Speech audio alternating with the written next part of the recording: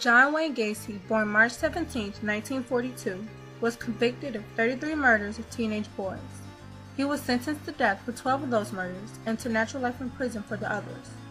The bodies of most of the victims were unearthed in a crawl space under Gacy's middle-class home in suburban Norwood Park. Evidence showed that Gacy led a double life, engaging in charitable and political activities at the same time he was committing a series of sadistic murders. He enticed many young men to his home for homosexual liaisons, tying or handcuffing his partners, then strangling or choking them to death. Gacy was a successful contractor, was active in the community, and often dressed up as a clown for parties. He has the distinction of having been convicted of more murders than anyone else in American history.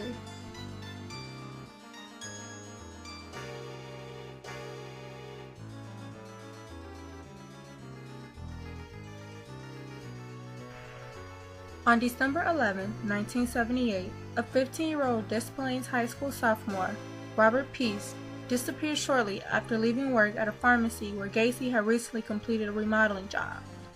Police put Gacy under surveillance, and when it was learned that two teenage employees of Gacy, Gregory Godzik and John Butkovich, had also recently disappeared, the police obtained a search warrant for Gacy's home. A roll of film belonging to Peace was seized in the ensuing search. On December 22, 1978, a second search warrant was executed and 3 lime-covered bodies were found in the crawl space. Gacy pointed officers to the precise locations of certain bodies in the crawl space and stated that he had lured the victims to his home, either expressly for sex or through the promise of employment, and then strangled them to death. A total of 29 more bodies were recovered on the property, and 4 more were discovered in a nearby river.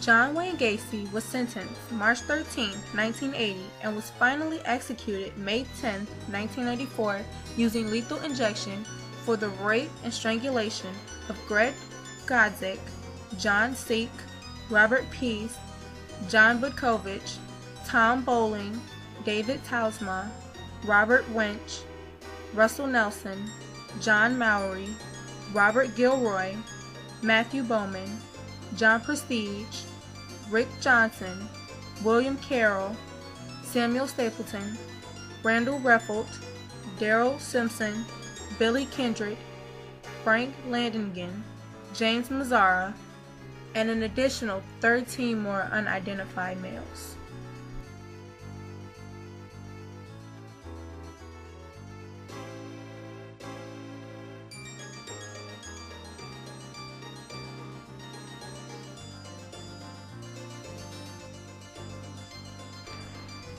After Gacy's sentencing in 1980, Illinois passed the Missing Child Recovery Act in 1984. Gacy's big argument in interviews at that time was that children often ran away to look for the lack of love they received at home. The Missing Child Recovery Act of 1984 states, contact with Department of Children and Family Services. For each child reported missing and entered into the LEADS network as part of the iSearch program, the department shall, in the form and manner it determines, contact the Department of Children and Family Services to provide it with the name, age, and sex of the child, and the geographic area from which the child was reported missing, so that the Department of Children and Family Services can determine if the child had been abandoned within the previous 2 months.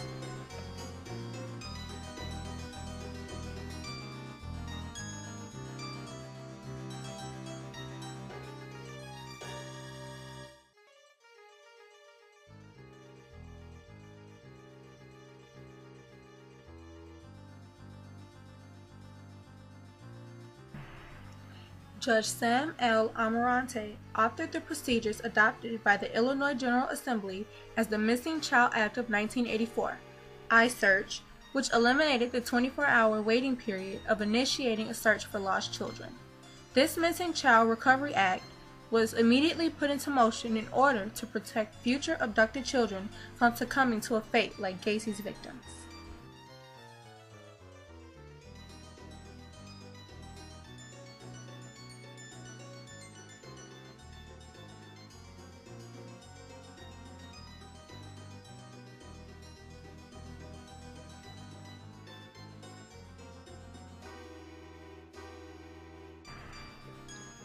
Gacy's numerous murders could have been prevented if this legislation had already been in effect before 1984.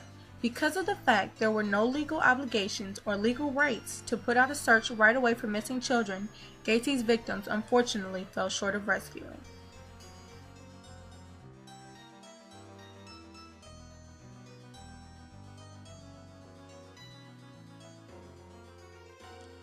He killed 33 times. 33 families forever changed. Tonight in News Extra, the victims of John Wayne Gacy. For the first time, Gacy is speaking out about the young men who died and the loved ones they left behind. And as you know, he is talking exclusively to Channel 2's Walter Jacobson. Walter? Linda, John Gacy talks about his victims like so many numbers on a scorecard. He seems to have no feelings whatever about them as human beings.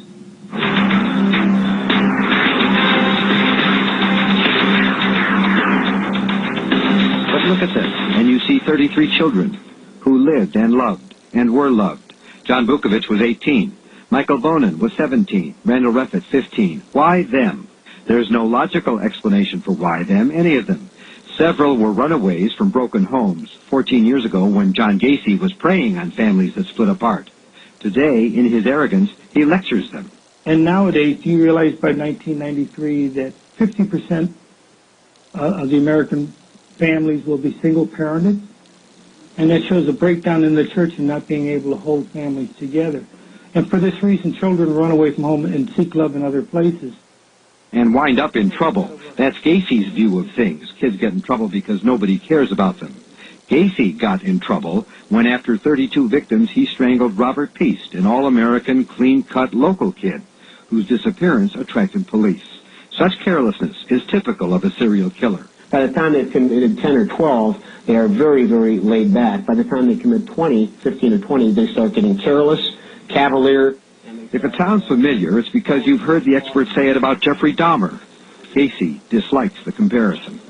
What do I think of Jeffrey Dahmer? I don't know the man personally, but I'll tell you this. That's a good example as to why insanity doesn't belong in the courtroom. Because if Jeffrey Dahmer doesn't meet the requirements for insanity, then I'd hate like hell to run into the guy that does. Do you feel Beyond that, I have no comment on Jeffrey Dahmer because I'm not Jeffrey Dahmer.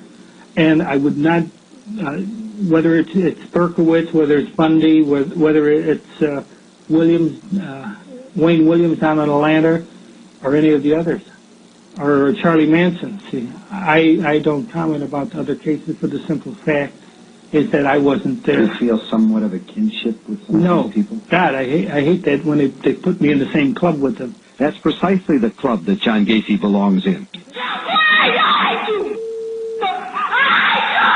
And the pain felt by Dahmer's victims is still felt 13 years later by the families of Gacy's victims. When you have a child taken out of your life, it is like a little piece that's taken out of your heart. You can never forget it. Everything keeps revolving back to the day when he did this or he did that, and we reminisce.